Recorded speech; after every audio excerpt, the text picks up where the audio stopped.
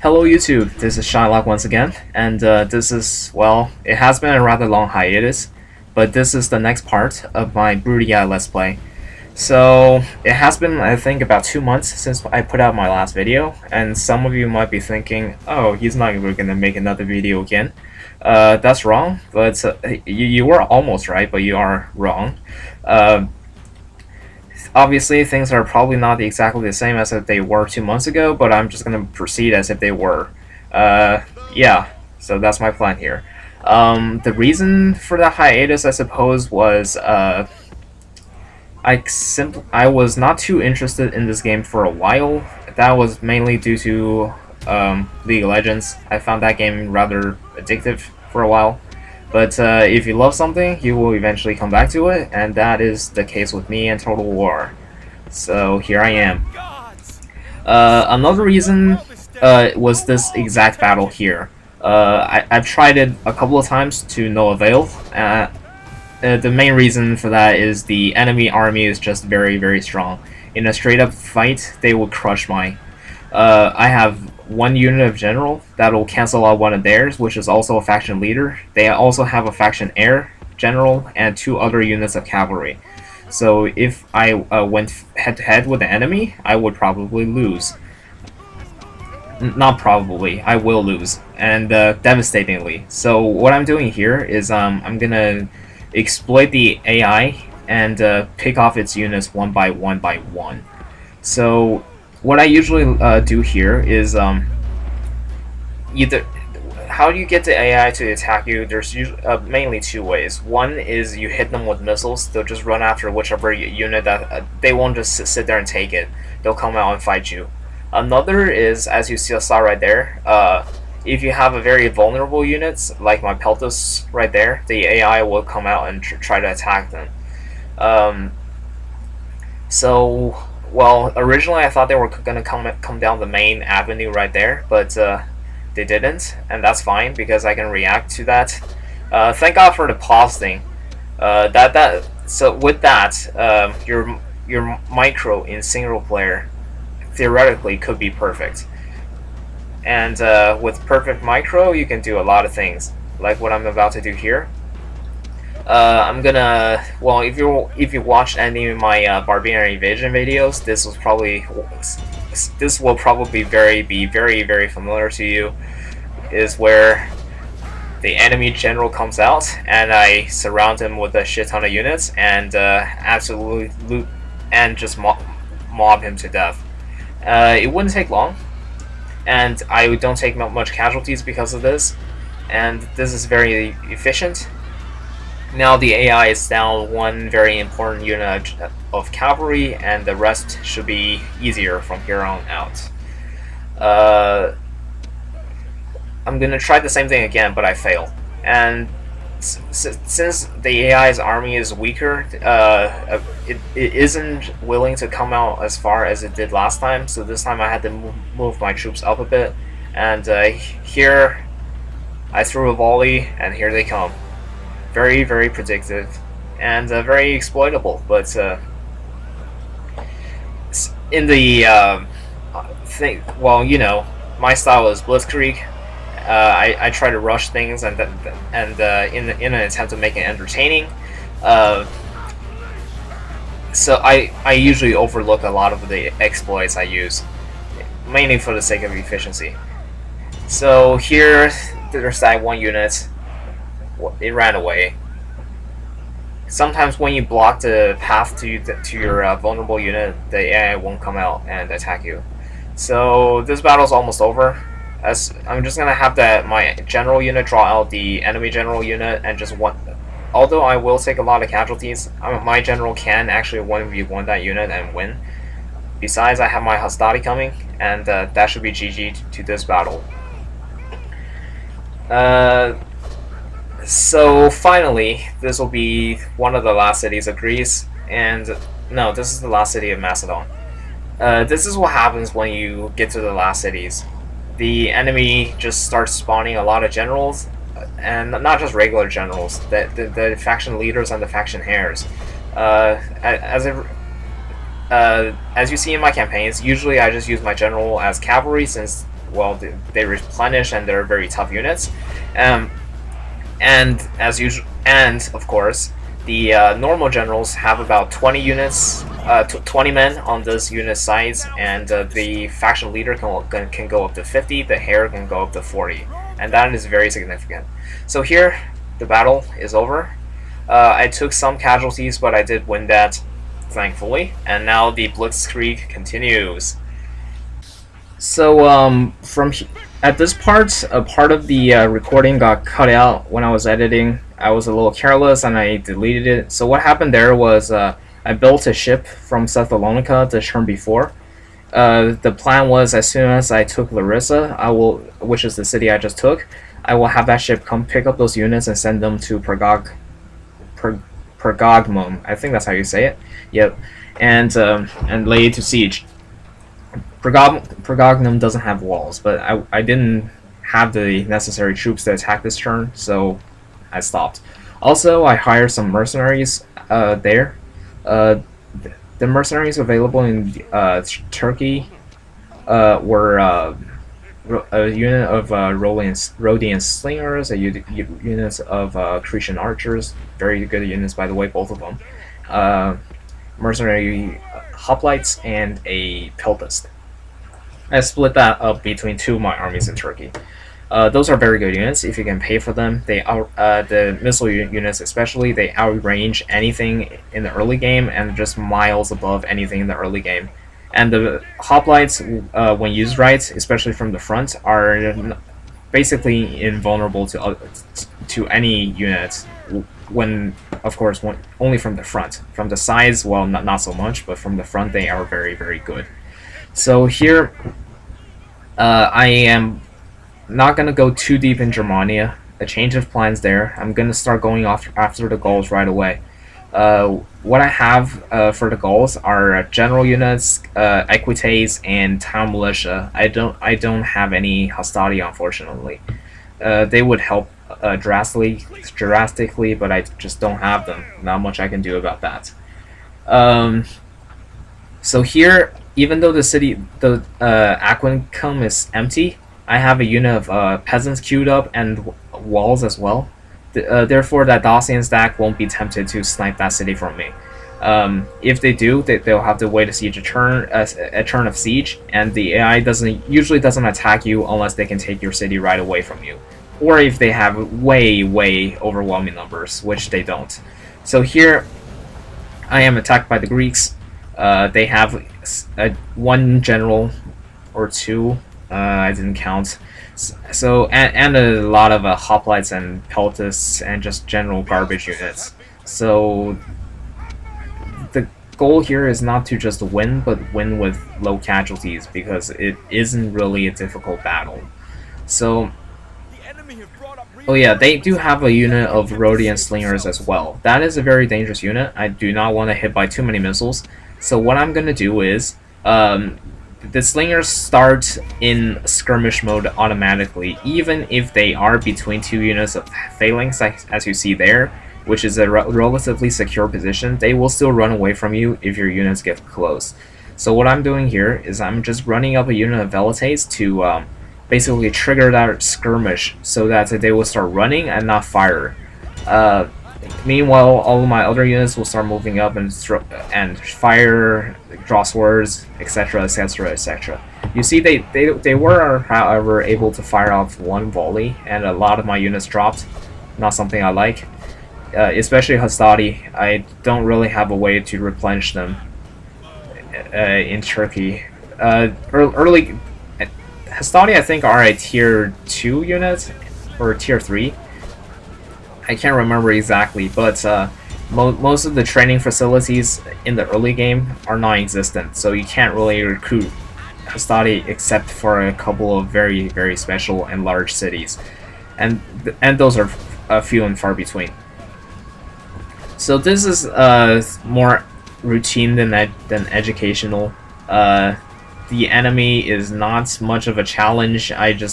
Now they rout. So I haven't played this game for a while, and some of my micro might be relatively sloppy here. For instance, I wasn't able to chase down all the routing units. and I didn't get the city walk-in, which is when you kill all of the defending units. I mean the sallying units when you are attacking during a siege, so you get to take the city right away. That didn't happen this time, but I did win relatively unscathed. So that unit of generals, the enemy generals, are coming. There's two units that, well, the only kind of a unit that I would want them to attack is my velites. They are relatively worthless. They are basically cannon fodder. I would rather them take the bullet than any of my other units, especially my Rhodian slingers. They are precious to me. They're just that useful. They're precious to me.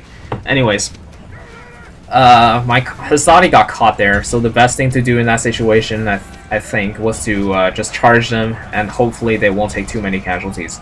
But the enemy general is dead for doing that. The rest is basically clean up. I peel everybody off to stop, prevent the other general from charging my what you call them, Rhodian slingers, and in the process, I did not realize the unit I have surrounded right now is not even dead, which is kind of clumsy of me, but it didn't really come back to haunt me in the end. Okay, so here, this is pretty much it for this battle. The enemies start routing in mass, and it's just clean up from here. Another quick pointer here, using archers and skirmishers and stuff like that to chase down routing units is actually a pretty good idea. They run slightly faster than your average infantryman, say the Hastati, so catching up to the enemy is relatively easier for them, considering they are lightly armored and whatnot and can run faster. So if your cavalry are busy, that's what you do. I'm not engaging those militia hoplites. I'm being relatively careful with them. Oh yeah, actually I just made a cut. It was just clean up from there. It's nothing I don't think you guys would have wanted to see. So here it is. Usual clear victory for me, with a relatively good KDR. This is the Greeks' last stand, by the way. This is all they have left. They are attacking my faction leader, whose unit is relatively beat up, from 40 some men to down to 14. But I did hire a lot of mercenaries to bolster his ranks, so this should be once again doable. I'm gonna deploy back. The attacking units that I have right now is just one unit of hoplites. I mean militia hoplites, and when I said hoplites before in this video, I also meant militia hoplites. So no need to go into the comments and say you missed something here, because sometimes I do this. I say one thing and I mean something entirely different. So here I'm just gonna link up the two pieces of my army. When together, I think they work a lot better. The formation I'm gonna do here, I'm gonna put my phalanx in the tip and in the center, almost form a wedge here, and put my worthless velites in the very front, my precious Cretan archers in the very back, and then put everything else off in the wings. So when the enemy charges my phalanx, I can have everybody support them. This formation is basically generated around the phalanx. This is one thing I wish the Roman factions had in this game. If the Romans were able to train phalanxes as well as their legionnaires, they would simply be so OP it's not even funny. I think I used that phrase many times as well. That is not even funny, but hey. So as the one unit comes up, I just douse it with so much missile fire that it just obliterates them. And as another factor is, even if you're not going to use your cavalry to charge, having them hang out in the flank of an enemy will decrease their morale, which making an easier route and making your life easier. So the rest of the enemy is coming. Once again, I would like to reiterate that phalanxes are simply OP from the front, and since the AI doesn't really know what they're doing, they will always attack you from the front, and that makes for a very good day for your phalanx. This is one of the reasons when playing Germania, you can have a very good early game because, well, your spearmen, unlike the other barbarian factions, can actually do a phalanx. And then there's that one thing called the Screeching Women, which decreases the enemy's morale. I've done one battle before where I had like 4 units of spearmen. I was corner camping against the Roman Senate, the 20-unit stack, with 1 unit of Screeching Women behind them. And what happened was, I won because the Screeching Women decreased the morale a lot, and my spearmen held their ground. They're just that good. Phalanx is just that good from the front. So here, the enemy general, before they even got close to me, that they were shredded by my missile units. That's a Greek general, by the way. Only Greek generals can have that happen. They are the weakest in the game. The Roman generals have a much higher armor. So the faction you pick in this game matters a lot. This is one of the aspects of Shogun 2 that I kind of wish was different. Their units basically feel the same. Every single faction basically feels the same. That the replayability is not nearly as high as it is in Rome. So the enemy's close. Let's talk about the battle. What I'm doing with my skirmisher units is trolling. Basically, they're just hiding or trolling or whatever you like to call it. And then my melee units, I'm only gonna engage when I see a favorable opportunity. And since I have the pause button, I can micromanage everything close to perfectly, not exactly perfectly. So here I'm just gonna minimize casualties, and that's about it. When the phalanxes are spread out like that, they're relatively easy to pick off. My micro right there is not the greatest. I'm engaging it from the front, which is something I'm playing like the AI now. MrSchylock has like a brain hemorrhage or something. Anyways, so my missile units at this point were starting to run out of ammo. That's fine. I still have a lot of melee units, so. Let me talk a bit about the campaign as a whole now, since this battle is pretty much done. The current time frame is looking to be around 25 turnish. My current average, well, settlements taken per turn is around 2. So, and since I need 50, 25 turns seems to be reasonable. But as I get more cities, I can recruit more troops, I can put out more armies in the field, so that 2 settlements per turn might actually go up. So I don't know, 25 I would say at this point is relatively conservative estimates, but that's besides the point, I suppose, since the object of video games is to have fun, right?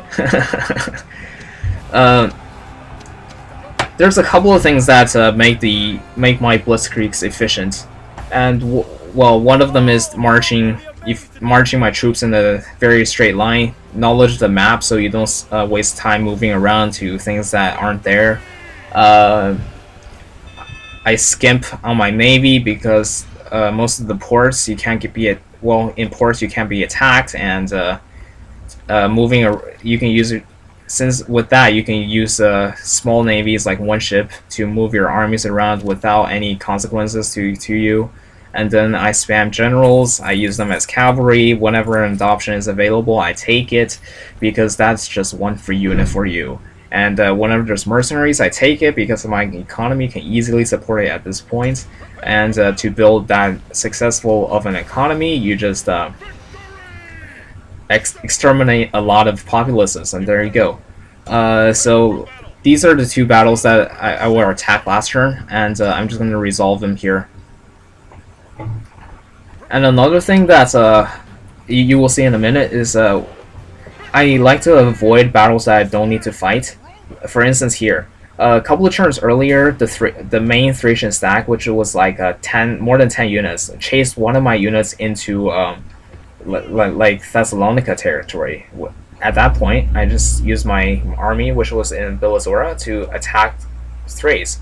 Since their army was out of position, I basically caught them with their pants down, and they don't really have anything to defend against me. See that right there? 2 units of peltists and a hoplite, and that's nothing compared to my army right there. And I win a pretty easy victory. This will be it for this video. As usual, if you see something that you don't necessarily like, tell me. Make a suggestion or anything. I will see what I can do. And if you see any noobism on my part, please point it out. I will fix it ASAP. And if you enjoy the video, please like and subscribe and everything. Subscribers and likes makes a very happy Shylock, and a very happy Shylock means a lot of videos. And I guess that will be it. Thanks for watching. Thanks for listening. Oh yeah, Statue of Rose, 40% on naval trades. That is huge. And have a nice day.